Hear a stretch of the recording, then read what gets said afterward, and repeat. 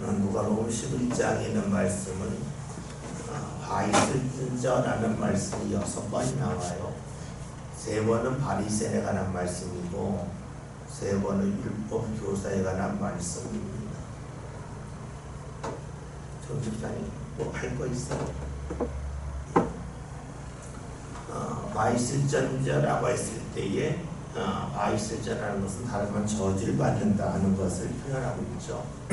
우리가 팔복 어떤 사람이 복이 있다라고 말씀하는 것처럼 누군가에게 화가 있다고 하는 것은 저주에 관한 말씀으로 볼 수 있습니다. 누가복음 6장에서 예수님께서 복에 대한 말씀을 하시고 나서 저주에 관한 말씀을 하셨는데 또다시 11장에서 말씀하고 계시죠. 42절에는 말씀을 보면 바이슬진저 너희 바리새인이여 너희의 박하와 분향과 모든 채소의 11조를 드린다는 말씀이 나옵니다. 박하와 분향이 무엇인가 잘 모르겠죠. 우리를 말하면 우리가 음식에는 허브라고 볼 수 있어요. 민트라고도 하죠. 허브를 말하는데 이제 주석을 찾아보았더니 당시의 사람들이 이것은 11조를 안 했답니다. 다시 말하면 허브는 11조 하지 않았대요. 그런데 바리새인들은 하지 않아도 될 11조까지 했다는 거예요. 하지 않아도 될 것을 헌신했다고 하면은 사람들이 볼 때에 얼마나 열심히 있길래 그럴까 하는 그런 마음을 가졌겠죠. 우리가 먼저 11조에 대해서 함께 살펴보고자 합니다. 11조는 우리 소득의 열하는 하나님께 드리는 거예요. 그 드리는 이유는 하나님이 모든 것의 주인이라고 하는 인정이에요. 또 하나는 하나님께서 우리와 함께 하실 때에 10개 중에 9개로 족하다는 거예요. 생각해보면 우리의 삶이 그런 것 같아요. 오늘 만약에 비행기가 이렇게 뜨잖아, 이렇게요. 항공을 뜰 때에 좌석이 90% 넘는 거의 없어요. 90%는 거의 없어요. 야구장 뭐 만석일 때도 있지만 평균 90%가 안 됩니다. 우리 교회에 뭐 몇 좌석이다 하지만 이 교회에 꽉 찬 적 없어요. 90%만 차도 꽉 찬 것 같아요. 그러니까 실제로 우리 삶 가운데 쓰는 것은 90%로 넉넉해요. 근데 우리의 마음에 뭐가 있냐면 100을 다 채울 것 같아요. 실제로 우리의 삶을 보면 90% 채우기도 어려워요. 또 우리의 삶이 90%로 충분해요. 근데 우리가 불안한 거예요. 근데 주께서는 나를 인정해라. 너희가 11조 들어도 넉넉하게 살 수 있다 하는 것을 우리에게 말씀하고 계신 게 11조예요. 11조 한다고 하는 것은 모든 것의 주인이 하나님이라고 하는 고백이에요. 우리가 성경에서 반복적으로 하는 말씀은 우리가 하나님을 인정할 때에 하나님도 우리를 인정하신다는 거예요. 내가 하나님을 믿을 때에 하나님이 우리에게 그만큼 이끌어 주신다고 말씀하고 있습니다. 근데 우리는 하나님이 나를 이끄실 때에 내가 생각하는 방법으로 이끌 거라고 하는 기대가 있어요. 다시 말하면 내 상황을 내가 제일 잘한다고 여겨요. 근데 성경에서는 어떤 말씀을 주냐면 하나님은 우리의 상황에 맞게 우리를 이끄신다는 거예요. 하나님이 모든 사람을 대하실 때에 1대1로 대하시지 한꺼번에 표준식을 정해놓고 이끄시는 것이 아니라는 거예요. 하나님을 이끄신다는 것을 우리는 은혜라고 말해요. 그래서 성경에서 하나님 우리가 어떻게 은혜를 주시는가 잘 아는 말씀이지만 한번 찾아보면 히브리서 4장 16절 신약성경 357번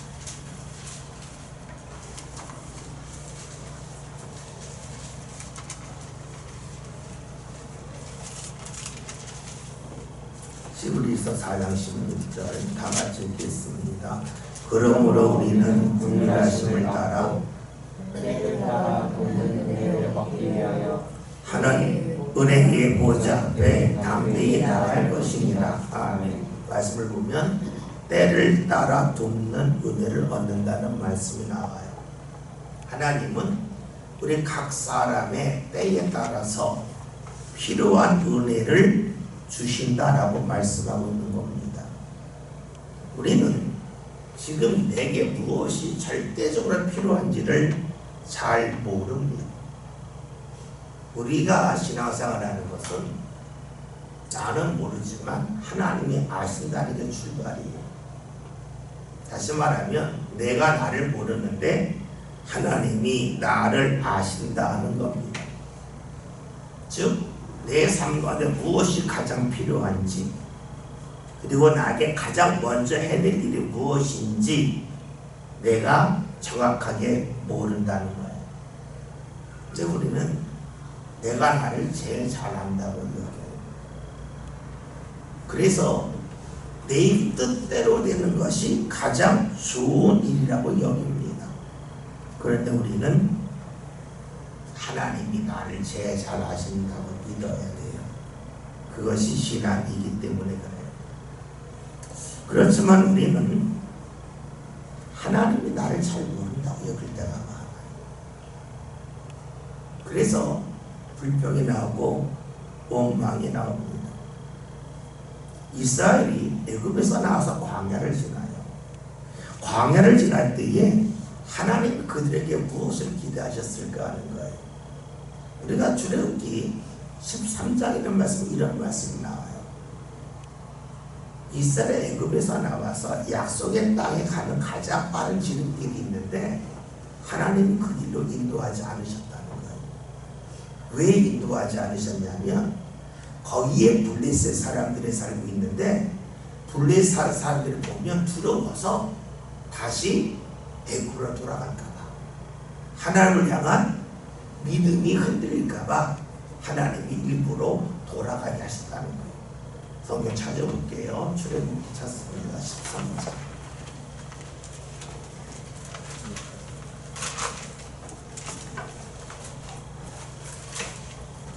17절. 구약성경 103년입니다.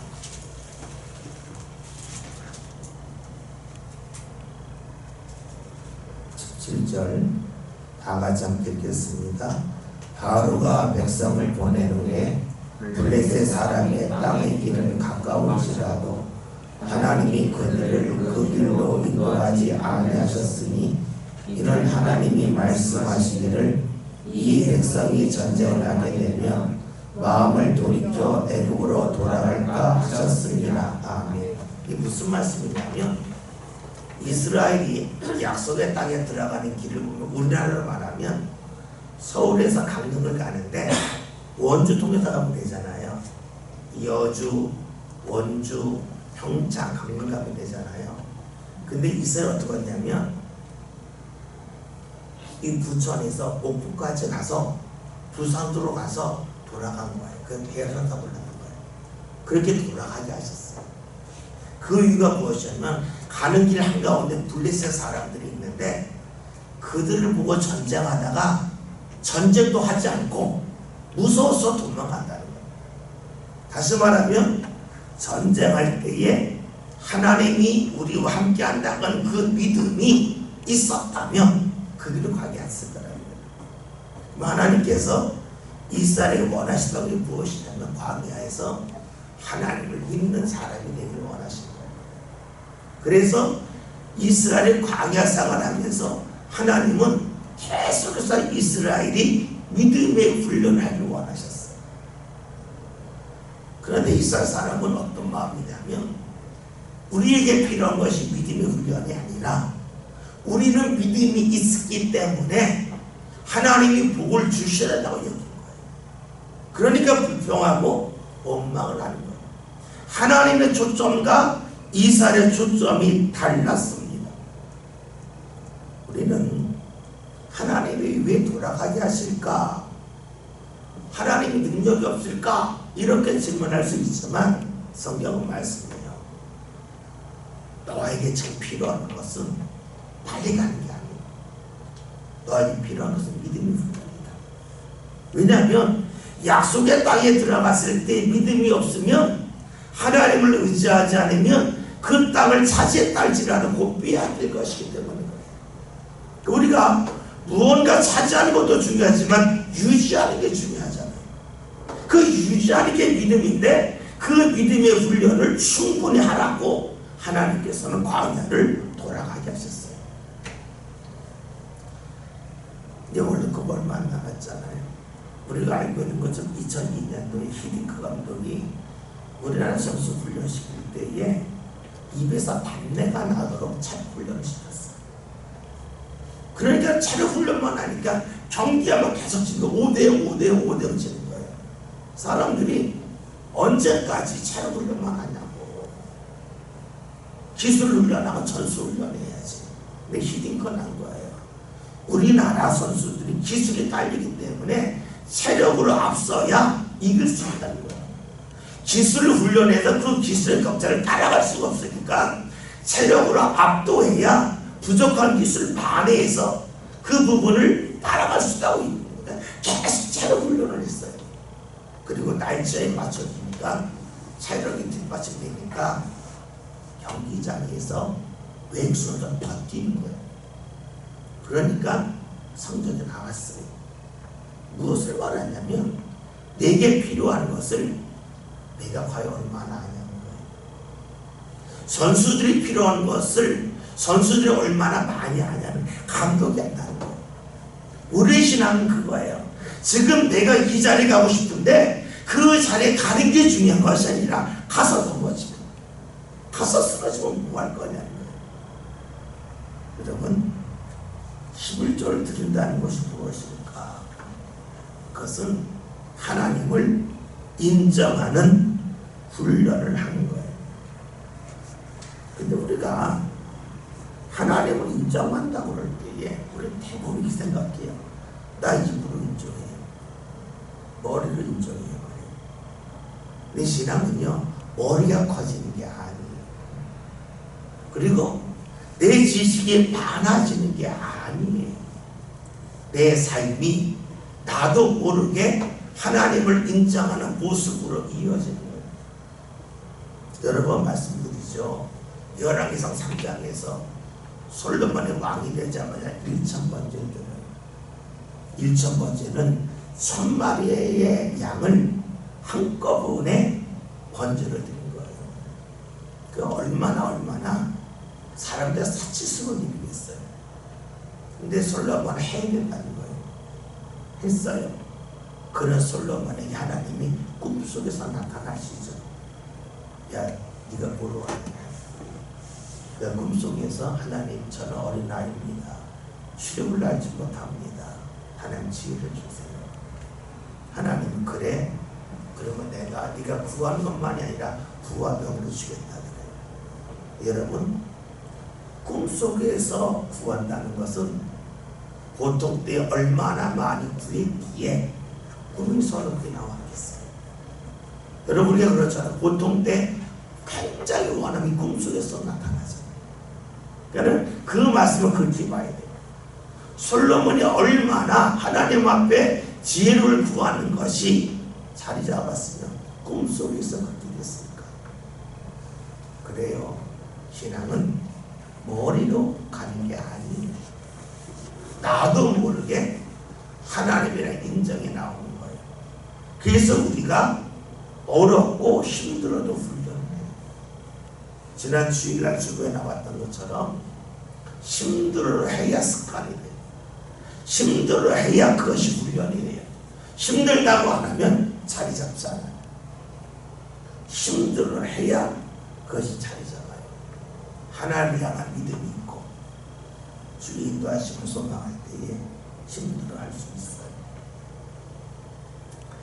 김정인 주사님이 청년이라 지금 편에서 이야기잖아요. 그리고 사입받잖아요. 근데 내 마음 같아서는 내가 만약에 그 김정인 집사의 부모였다면 그랬을 때 오늘 옷 한 벌 싸가라. 출근할 때 그래서 갈아입고요. 이왕이면 한 달에 한 번 하는 거죠. 그죠? 근데 옷 사가는 귀찮잖아. 그렇죠? 힘들잖아. 근데 그렇게 하는 건 뭐예요? 내가 하나님을 인정하는 것을 몸으로 훈련하는 거예요. 그것이 귀찮거든요. 그것이 어려움이에요. 그러나 귀찮고 어려워도 할 때 보면 돼요. 공부하는 학생들이 힘들다고 안 하면 공부 잘 못해요. 운동하는 선수들이 힘들다고 안 하면 훈련이 안 돼요. 힘들어도 해야 돼요. 그럴 때 훈련이 되고 그럴 때 실력이 늘어요. 오늘 말씀을 보면 11조에 대한 말씀이 나와요. 여러분 11조는 쉽지 않습니다. 그러나 하나님을 인정하는 것을 우리 삶 가운데 이어가는 것이 11조입니다. 그러니까 하나님은 우리가 11조 안에서 11조만이 하는 것이 아니라 하나님을 인정하는 그런 삶으로 이어지기를 원하신다고 하는 것을 알 수 있습니다. 많은 사람은 하나님을 따르는 것이 복이라고 말하지만 실제 삶 가운데서는 과연 그럴까 하는 그런 의구심이 많이 듭니다. 우리가 교회에서 헌신하면서도 이거 내가 하는 거 하나님 받으실 거야 하는 그런 마음이 먼저 자리 잡으면 좋은데 그것보다 훨씬 힘든데 어려운데 자꾸 하나님을 뒤로 하는 그런 마음을 지닐 수 있습니다. 그런데 여러분 잊지 맙시다. 우리가 하나님 앞에 헌신하면서 하나님이 나를 보신다고 하는 그 생각과 그 마음을 자꾸 지니는 것이 중요합니다. 그런데 우리가 하나님이 나를 보신다는 것보다는 사람들이 나를 어떻게 볼까에 관심을 기울일 수 있습니다. 오늘 말씀이 그런 말씀이에요. 그래서 바리새인들이 11조를 할 때에 하지 않아야 될 것을 해요. 근데 11조 하는 이유는 하나님을 가까이 하기 위함입니다. 그런데 11조는 하지만 하나님을 가까이 하지 아니합니다. 그래서 오늘 말씀을 보면 어떤 말씀이 나옵니까? 너희가 공의를 버렸고 사랑을 버렸다고 말씀해요. 다시 말하면 하나님 앞에 무언가 드리면서 하나님을 보지 않고 자꾸만 사람을 보았다 하는 것을 알 수 있습니다. 우리가 신앙생활할 때에 교회에 나오는 이유가 무엇입니까? 하나님에게 집중하기 위함이잖아요. 우리가 집에서 예배를 드리는데 굳이 교회까지 오는 이유는 공부를 말하면 학생들이 집에서 공부해도 되는데 왜 도서관에 가요? 이유는 간단하잖아요. 공부하는데 집중하려고 하는 거잖아요. 그래서 만약에 학생이 도서관에서조차도 집중하지 못하면 어떻게 공부하겠어요? 마찬가지죠. 우리가 교회에 와서 예배하는 이유는 하나님에게 집중하기 위함이에요. 그러면 교회에서 하나님에게 집중하지 못하면 어디서 하나님 앞에 집중하겠어요? 달리 볼까요? 교회에서 나를 힘들게 하는 사람이 있을 수 있어요. 그 사람이 눈에 보임에도 불구하고 하나님에게 집중하는 훈련하는 것이 교회예요. 만약에 교회에서 그것이 안 되면 여러분 직장에서 되겠어요? 가정에서 되겠어요? 안 된단 말이에요. 그러면 이렇게 본다면 내가 교회에서 누구 때문에 시험 들어서 내가 교회에 나오기 힘들다고 하는 그 말은 말 자체가 맞지 않는 거예요. 우리가 교회에 왜 나왔나? 하나님에게 집중하기 위함이에요. 그러면 하나님에게 집중한다고 하는 것은 하나님에게 집중하지 못하게 하는 것을 뒤로 하는 훈련하는 것이에요. 내 마음에 들지 않은 사람이 있다 할지라도 그 사람 뒤로 하고 하나님 먼저 보는 훈련하는 것이 교회예요. 교회에서 못하면 못한다는 거예요. 여러분 신앙생활 하면서 목사 때문에 마음이 상할 수도 있어요. 근데 여러분, 교회에서 목사 때문에 마음 상하듯이 집에서 배우자 때문에, 자녀 때문에 마음 상할 것 아니에요. 직장에서 다른 사람 때문에 마음 상할 것 아니에요. 그런데 우리는 어떤 마음이냐면 하나님이 어디 있는지 계시고 어디 있었는지 나에게 은혜 베푸시는 분임을 믿잖아요.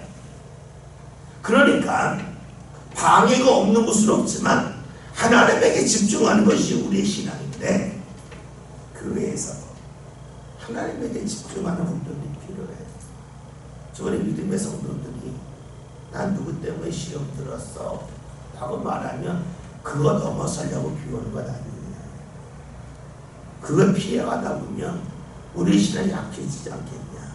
우리가 그러한 마음 갖고 그런 권면을 좀 하면 좋겠어요.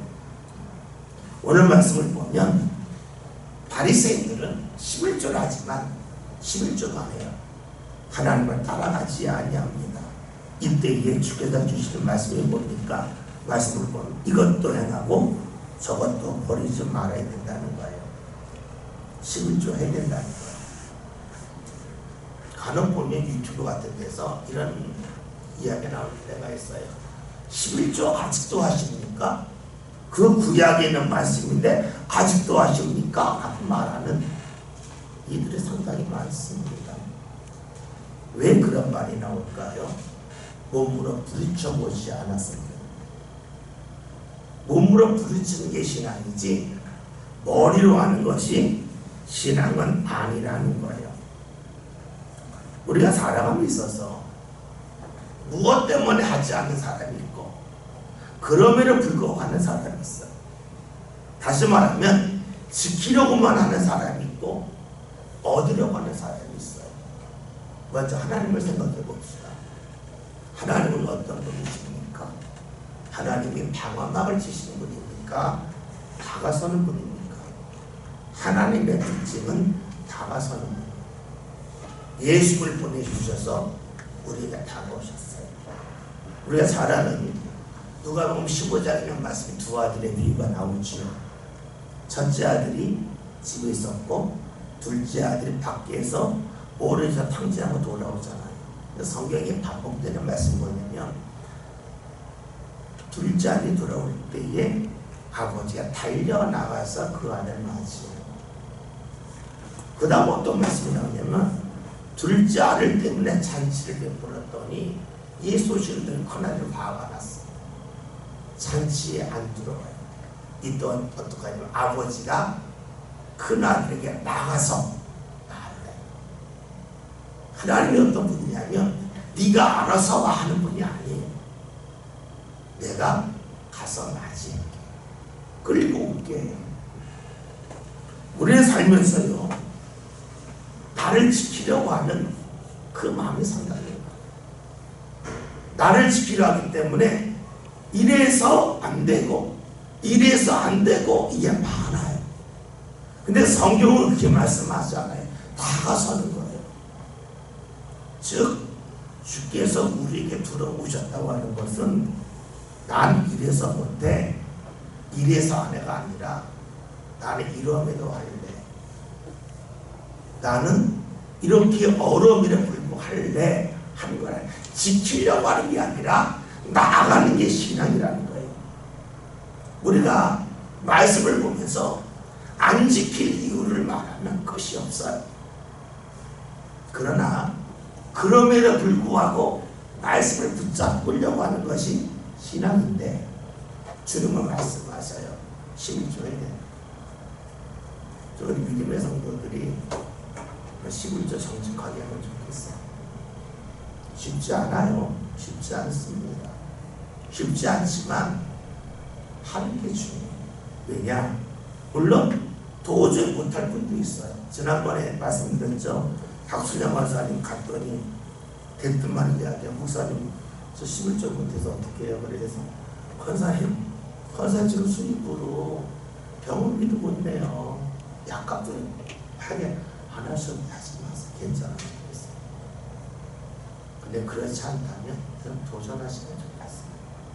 그러면서 하나님 앞에 나가셨으면 좋겠어요. 왜 하라고 하셨을까? 이유는 간단해요. 하나님을 어디서든지 기억하는 훈련을 하라는 거예요.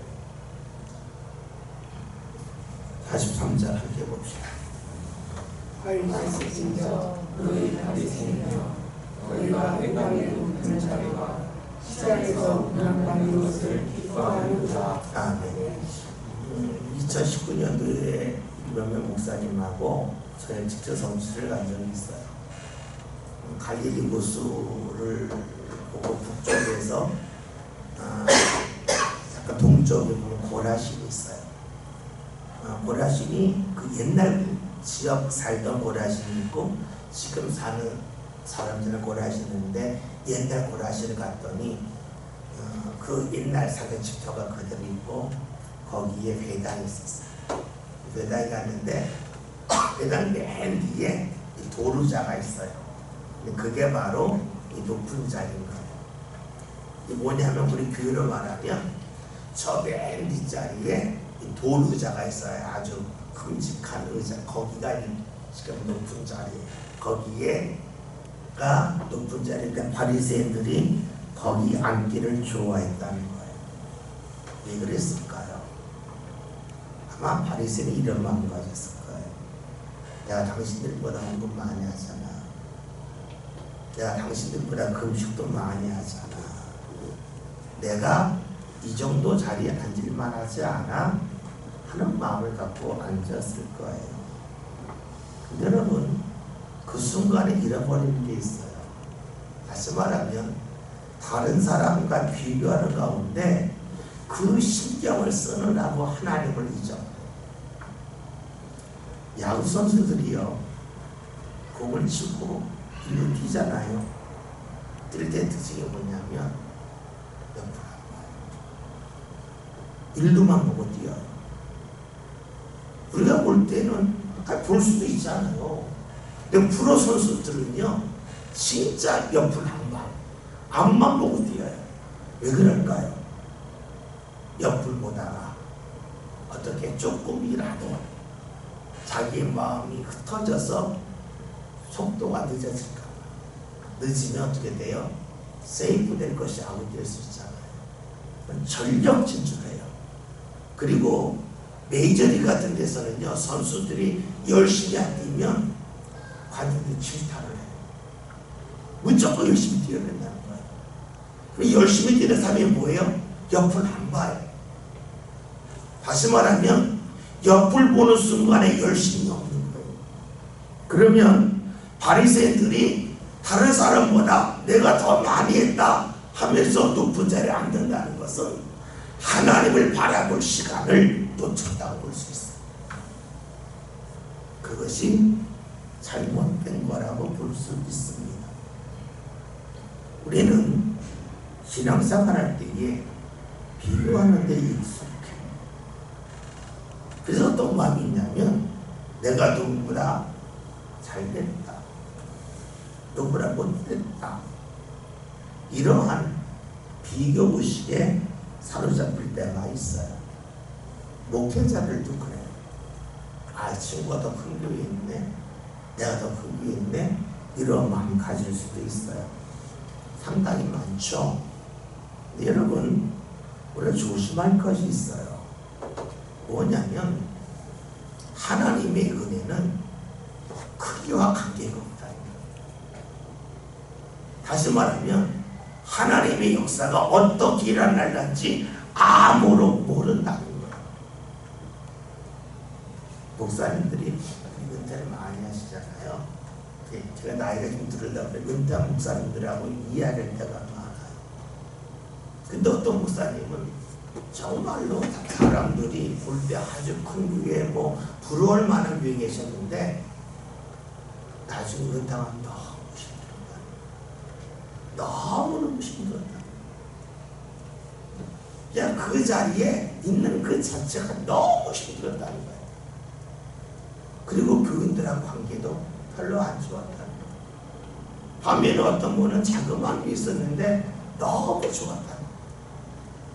우리가 볼 때에 크면 행복할 것 같고 작으면 불행할 것 같은데 이건 사람의 생각. 하나님이 하시는 것은 아주 달라요.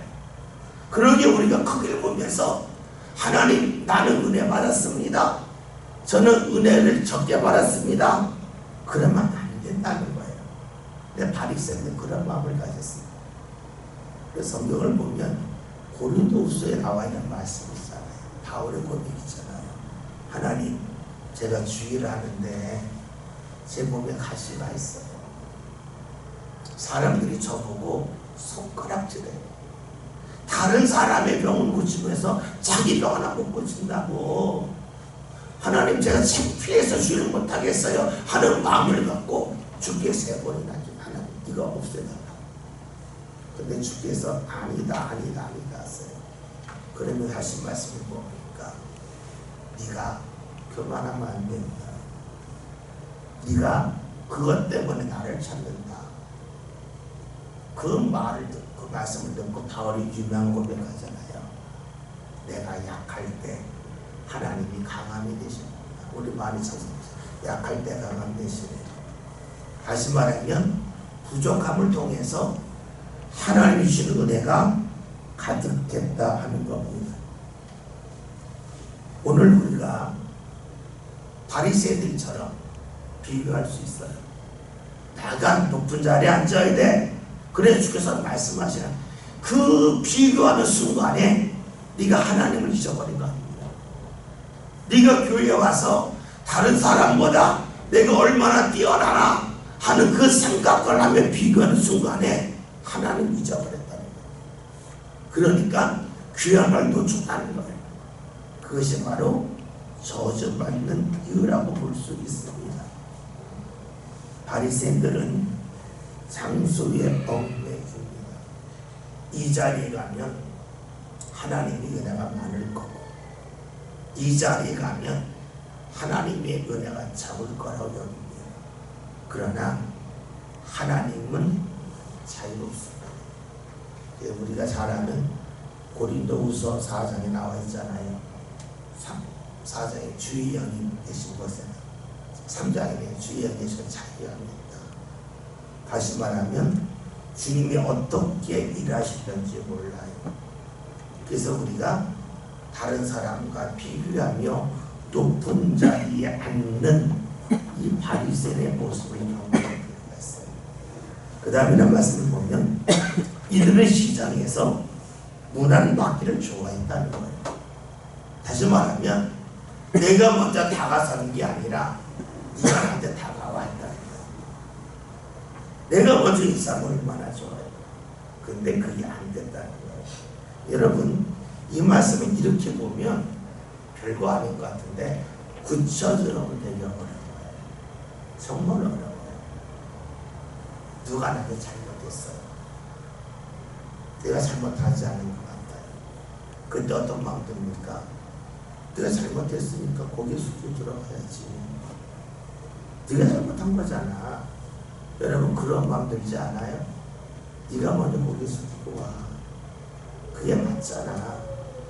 근데 그것이 바리새인들의 마음이었어. 야, 너 신앙적으로 잘못했잖아. 내가 신앙적으로 옳잖아. 그러니까 네가 먼저 인사해야지. 문안받기 좋아했다는 거예요. 그러니까 우리가 이 말씀을 보면서 그냥 인사를 누가 먼저 하냐, 누가 나중에 하냐, 이 각도가 아니라, 이런 시점이 아니라 상대가 잘못했을 때에 내가 먼저 다가서면 안 되나? 그것이 바로 예수님이시잖아요. 죄인들을 찾으러 오신 주님. 그것이 바로 주께서 원하시는 모습인데 바리새인은 그러하지 못했음을 말씀하고 있어요. 그 다음에 44절 함께 봅시다. 바리새인들 너희는 형통장한 무덤을 받아서 그 일을 보는 사람이 알지 못하느니라. 형통장한 무덤이라고 하면 무덤은 무덤인데 봉구를 안 만들었다는 거예요. 무덤 표시를 안 했다는 거예요. 사람들이 무덤이 있는지 없는지 몰랐다는 거예요. 근데 이게 왜 중요하냐면 민수기의 말씀을 보면 시체를 만지면 안 되거든요. 시체를 멀리 해야 돼요. 그럼 부정한 사람이 돼요. 그러면 무엇을 말하냐면 내가 잘못됐음에도 불구하고 잘못되지 않다고 여기며 살면 주위 사람들이 잘못된 길에 빠지는데 그조차도 모른다는 거예요. 그래서 바리새인들의 잘못된 점은 자신들의 잘못된 길을 걸어가면서 다른 사람을 잘못된 길로 인도함에도 불구하고 그걸 몰랐다는 거예요. 근데 문제는 당시 사람들이 바리새인들을 보면서 믿음이 좋다고 여겼다는 게 있어요. 무엇을 말하냐면 이런 거예요. 제 목사잖아요. 여러분이 저보고 믿음 좋다고 하다 목사님 저를 신앙생활을 했는데 제가 나쁜 짓을 많이 하는 거예요. 그럼 어떻게 될까요? 여러분이 저를 따라오면 따라올수록 여러분이 망가지는 거잖아요. 여러분 자녀들도 마찬가지죠. 자녀들이 우리 아버지 믿음 좋아하는데 내가 잘못된 길로 가요. 그럼 자녀들은 뭣도 모르고 따라오다가 믿음이 망가지는 거예요. 여러분 봅시다. 믿음의 사람의 특징은 하나님을 인정하는 데 있고 감사하는 데 있어요. 불평이 나도 모르게 나오면 자녀들이 그러니까 우리 아버지 우리 어머니 불평하는 거 보니까 신앙생활은 불평을 되나 보다. 그게 뭐예요? 바리새인들을 따라가는데 평토장한 무덤과 같은 거예요. 나는 불평하고 원망하지만 그래도 조금이라도 기도를 해서 하나님 앞에 회개도 하지만 자녀들은 기도조차 하지 않으면 어떻게 될까요? 나쁜 습관만 그대로 따라가는 것 아니겠어요? 저는 간혹 보면 좀 아쉬울 때 하나 있어요. 무엇을 말했냐면 여러분들이 직장 다니면서 약속한 걸 지키지 않나요? 직장 다니면서 오늘 직장 약속이면 집안일이 있어야 갈래요? 안 그러잖아요. 그렇죠? 그러면 직장에 그러잖아요. 뭐를 위해서 나와 이거 그러잖아요. 근데 교회는 그런 일이 많더라고요. 근데 저는 그럴 수 있다고 봐요. 근데 문제는 나는 괜찮은데 내 자녀들이 문제가 되는 거예요. 왜냐면 난 평소장한 부담이 되는 거예요. 그래서 의외로 이런 이야기가 많아요. 목사님들 댁에서 목사 자녀들 중에 교회에 안 나가는 자녀가 많다는 거예요. 제 친구가 그러더라고요. 자기네 교회 큰 교회인데 교회 장로님들 자녀 중에 50%가 교회 안 나가는 거예요. 그럼 왜 안 나올까? 왜 안 나올까? 뭐 때문에 안 나올까 모르겠는데 추측이 되는 거예요. 뭐예요? 내가 한 말이 자녀들이 따라하면서 안 되는 거예요. 그래서 우리가 힘들어도 주하고는 약속을 지켜야 해요. 그 자녀를 꼭 보여줬으면 좋겠어요. 그래서 다른 건 몰라도 내가 하나님하고 약속을 지키려는 거야. 다른 거 좀 잃으면 어떠냐? 다른 거 좀 못하면 어떠냐? 그래서 자녀들이 지난 가운데 굳건히 설 때까지는 거기에 초점을 맞춰야 되지 않겠어요? 근데 오늘 말씀을 보면 그게 안 된다는 거예요. 그게 뭐예요? 평토장한 무덤과 같았는데 문제는 그것이 무덤인지 모르고 서 있었다는 거예요. 부정해졌다는 거예요. 자녀들이 부모를 따라갔는데 교회에서 목사를 따라가고 장로를 따라갔는데 보았더니 그게 무덤이었어요. 신앙생활 잘못하게 했다는 거예요. 이것을 대하여 예수님이 책망하고 계십니다. 여러분, 우리는 내가 신앙의 길을 바르게 가는 것도 중요하지만 내 뒤에 따라오는 이들이 신앙의 길을 걸어가게 하는 것이 매우 중요한 일입니다. 그냐는 말로 신앙의 유산을 남기는 것이 중요합니다. 그러기 위해서 여러분 평소장한 부담같이 안 되었으면 좋겠습니다. 잘못된 거 있으면 잘못된 거 드러내 모른 척 하지 말고, 그리고 내가 주님과 약속한 것이 힘들어 지키고 꼭 지켜야 된다. 이거 꼭 해야 된다. 하나님을 앞세우는 저와 여러분 꼭 되었으면 좋겠습니다. 오늘 말씀 보면 화이스트에서 얘기하는 우리 첫째는 11조는 했지만 하나님을 따르지 않았다는 것을 말씀하고 있습니다. 그리고 사람들에게 인정받는 거 좋아해서 높은 자리에 앉으려 비교하는 데 익숙했다. 하나님을 바라보는 데 익숙하지 않고 자기 타령했다. 이것이 잘못됐다는 거예요. 왜냐? 하나님의 역사는 시간과 공간의 제약이 없잖아요. 마지막으로 내가 잘못한 걸 숨겼다. 이것이 바이슬 주께서 바리새인을 저주하신 내용입니다. 저 여러분 신앙생활하면서 정말로 하나님이 중심이 돼서 다른 사람과 비교하지 말고 내가 잘못된 걸 드러내고 주님 앞에 간구가 나오는 그런 신앙생활 되어서 신앙의 미선 아름답게 남겨줄 수 있는 저와 여러분 다 되시기 바랍니다. 함께 같이 동성으로 한 5분 정도만 이렇게 기도하겠습니다.